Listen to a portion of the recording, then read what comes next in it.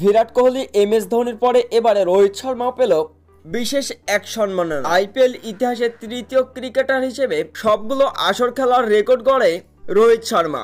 2008 সাল থেকে শুরু করে চলতি 2025 IPL খেলে যাচ্ছেন রোহিত শর্মা।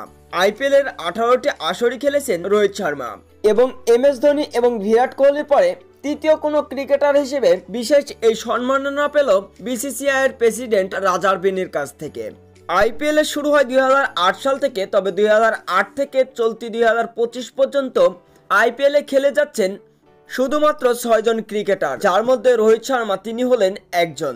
তবে IPL এ সবকটি আসর খেলার জন্য রোহিত শর্মা পাচ্ছেন এই বিশেষ সম্মাননা।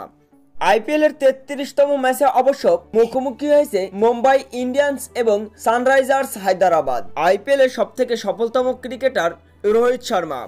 IPL এ একমাত্র ক্রিকেটার হিসেবে যার ঝুলিতে রয়েছে 6টি IPL ট্রফি।